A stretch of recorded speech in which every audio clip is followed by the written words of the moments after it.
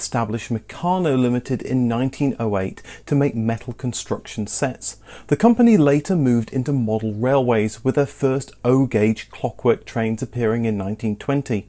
In the early 1930s, Meccano had made many types of tinplate and other metal cars, like its Morgan and BSA three-wheelers, mostly in kit form. In 1933, Meccano Limited issued a series of railway and trackside accessories to complement their O-scale Hornby train model train sets. These accessories were first called Hornby Modelled Miniatures, but in 1934 they were given the name Meccano Dinky Toys and then just Dinky Toys. The Dinky name was also used for the Dinky builder sets, where coloured flat metal pieces could be hinged together to make buildings and vehicles. One story is that the Dinky name came from a nickname that a friend gave to Frank Hornby's daughter. Another version is when one of Frank's daughters-in-law first saw the models, she called them Dinky, a Scottish word meaning neat or fine. By the mid-1930s, 6 vehicles had been introduced, including a sports car, a sports coupe, a truck, a delivery van, a farm tractor and a tank, all cast in toxic lead. Soon after, the MG Magic Midget appeared, followed by a generic ambulance, a Grand Sport Open 2-seater and 4-seater, a coupe and a limousine. Some smaller vehicles were also introduced alongside model track workers, passengers, station staff and other O-scale trackside accessories. All of these early cars had die-cast metal bodies, chassis and wheels with rubber tyres. By August 1935, there were around 200 different products in the Dinky Toys range, which included die-cast ships, aeroplanes and small trains. Dinky Toys model cars were available in trade packs of 6 cars per pack. Most models wouldn't be available in individual boxes until 1952. The number of commercial vehicles expanded with the addition of Series 28, which included many delivery vans. Soon, liveries of well-known companies began to decorate the commercial vehicles. In 1938, a new Series 36 was introduced, and most of these models were also made after World War II up to 1948. Dinkies had acute problems on early models with zinc rot caused by lead impurities in the zinc alloy. Metal would crumble prematurely. This was much more common between 1938 and 1941, and it's rare to find surviving toys in good condition from this period. A theory is that lead from Hornby train and Dinky Toys production found its way into the metal, corrupting it. Between 1937 and 1939, a number of military vehicles was introduced. The military offerings were produced through 1941, though a few select models were also made again in 1946 to 1955 after the war. Military models were made up through the end of production into the late 1970s. A wide variety of military vehicles were produced, like the Jeep-like Austin Champ with driver and passengers. No Dinky Toys models were made between 1941 and 1945. Dinky Toys were made in both the UK and France, and the French factory was occupied by the Germans. The British factory was on war work, but every Christmas a few models would be sold from pre-war stocks. The first new models that were released after the war were US military Jeeps. It was the first Dinky toy made at a scale of 1 in 43. The first significant Dinky releases after the war were the 40 series, all British saloons, and the first new model car released was an Armstrong Siddeley Coupe. These were the opening chapter of the golden age of Dinky toys in the post-war era and represented far greater accuracy and detail than their pre-war relatives. These were very popular and today are often considered by collectors to be the quintessential Dinky toy models. The 40 series cars were manufactured from better quality alloy, meaning that the survival rate is higher, and although originally sold in trade boxes of 6, they were one of the first sold in individual boxes. In the early days of the Dinky Toys range, aeroplanes and ships formed a considerable part of the output of the Binns Road factory, alongside models of cars, vans and trucks. Both civilian and military aircraft were subjects of the Dinky Toys modelers, and the model of the Spitfire was also sold in a special presentation box between 1939 and 1941 as part of the Spitfire Fund in order to raise money for the supply of the real Spitfire to the Royal Air Force. Some models were clearly identifiable, whereas others reissued in 1945 had generic names such as Heavy Bomber and Two-Seat Fighter. The reason for this isn't clear, and it may have been that these just weren't true representations of particular aircraft types. Production of model aircraft resumed after the war with a mixture of pre-war reissues and new models of civilian airliners and new jet-powered aircraft. Production of Dinky planes tailed off in 1968, but was resurgent in 1971 with a range of World War II types complete with battery-powered propellers, modern jet fighters, and even a Sea King helicopter. As part of the post-war development and expansion of the range, in 1947 Meccano Limited introduced a series of model lorries modelled to the usual Dinky scale of 1 in 48, and introduced the altered name of Dinky Super Toys. Super Toys were commonly packaged in white boxes with thin blue horizontal lines and were marketed all on their own. No longer were these models solely focused on railroad accessories. Still, they didn't quite reach the commercial market level of later die-cast brands like Corgi Toys or Solido. The Dinky Toys ranges became more sophisticated throughout the 1950s. Some sporty pre-war cars were carried over, such as the Alvis Sport Tourer, Sunbeam Talbot, or the Fraser Nash BMW. Models of the latest post-war sports cars joined the lineup, both British and American. Several colourful gift sets of sports and racing cars were offered in the mid-1950s, usually 5 cars to a set. Production of agricultural machinery and implements had occurred since the 1930s, and such offerings were maintained post-war. One interesting model was the odd Opperman 3-wheeled motor cart, a tilting flatbed vehicle with engine hanging off the side of its large front wheel. Dinky offerings at this time were striking, but due to the lack of much competition, development of new models was perhaps a bit slow, at least until July 1956, when Metoy introduced a rival line of models under the Corgi brand name. The most obvious difference was the addition of clear plastic window glazing.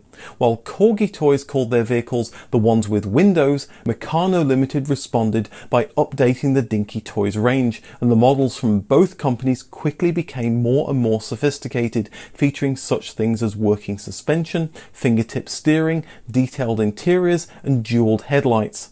In response to Matchbox, Meccano Limited introduced the smaller 00 Dinky range in 1958, designed to be used with the Hornby railway system. These were relatively cheap to produce, having a one-piece die-cast metal body, a base plate and plastic wheels. Models were well proportioned and looked similar in style to contemporary Matchbox or Budgie toys. Wheels, however, were somewhat flatter and wider than those of Matchbox, and their circumference wasn't ribbed at the beginning, but this feature was added later on. The base plate, however, was pressed steel with etched lettering, not die-cast with moulded lettering, as was the case with Matchbox, Budgie toys or Lone Star vehicles. The range met with limited success, and the first model was withdrawn in October 1960, having only been on sale for 18 months. By 1963, all 00 Dinkies had been withdrawn. Rival Triang Toys produced the Spot-On range of model cars. To compete with Spot-On, the scale of British Dinky Toys was increased to 1 in 42 in 1963. In 1964, Triang took over Dinky's parent Meccano company, which included Hornby Toys as well as Meccano itself. Since Dinky Toys were more popular, Spot-On models were phased out in 1967, although a few cars originally designed for Spot-On were made in Hong Kong and marketed as Dinky Toys.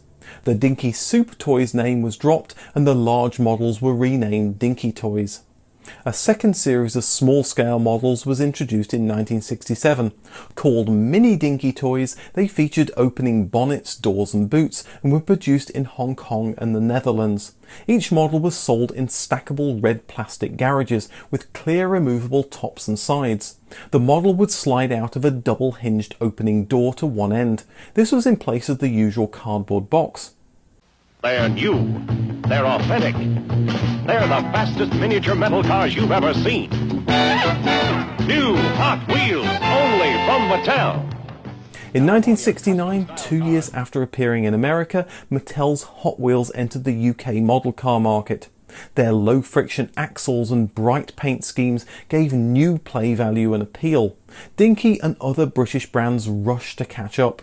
Each manufacturer responded with its own version of Hot Wheels innovations, and Dinky's name was Speed Wheels.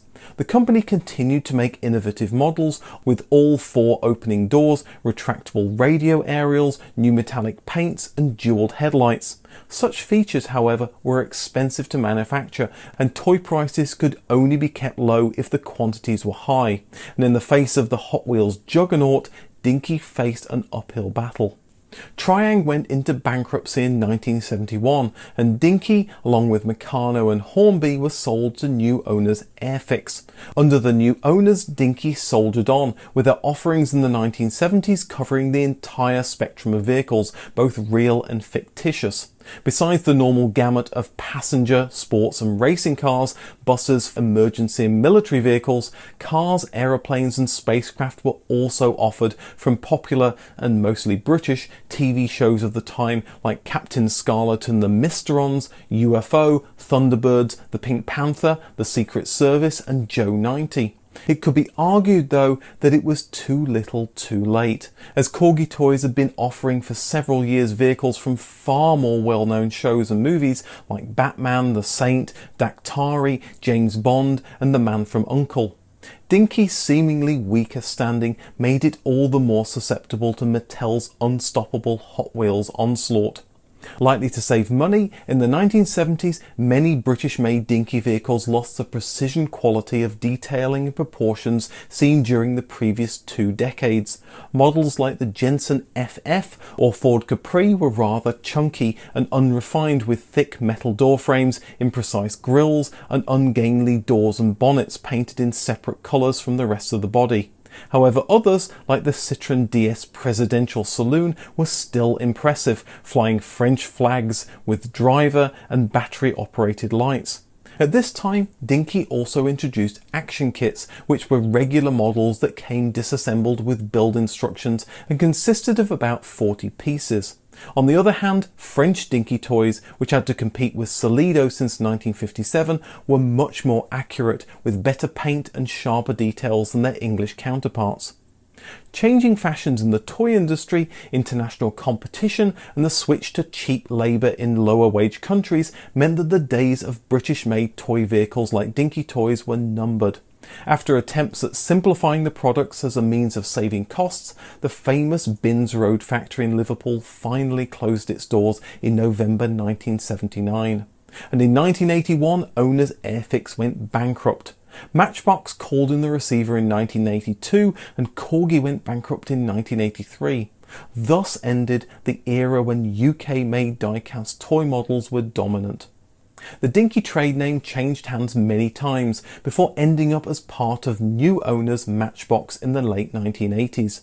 It seemed to be a logical and perhaps synergistic development, uniting 2 of the most valuable and venerated names in the British and world die-cast model car market under one roof. Soon Matchbox began issuing model cars of the 1950s and 60s through the Dinky collection. These models were marketed towards adult collectors. The models, like the Wolseley Hornet or the 1953 Buick Skylark convertible, were attractive and honoured the tradition of the Dinky name in realism. In fact, these were often even more detailed than the original Dinkies, instead resembling something like Lido's Vanguard range. Still, production stopped after only a few years. The Dinky collection eventually got absorbed into a themed series offered by Matchbox, which by now was owned by Hot Wheels owner Mattel, who portrayed little interest in any historical honouring of the Dinky brand. Mattel had preferred to occasionally rebadge normal Matchbox models with the Dinky name for some editions in certain markets. No new dedicated Dinky castings have been created in the Mattel era since Matchbox Collectibles was shut down in 2000. In 2008, French parts works publishers Atlas Editions began to reissue models previously available as Dinky Toys under license from Mattel. These models were only available by subscription in certain European countries, initially France. These models were from brand new tooling, as the original Meccano dies had been previously sold to other toy makers worldwide or were destroyed or lost. In 2016, De Agostini, the parent company of Atlas Editions, launched another range of Dinky Toys in the United Kingdom and Italy. After a test run of 5 issues, the range was discontinued in the UK.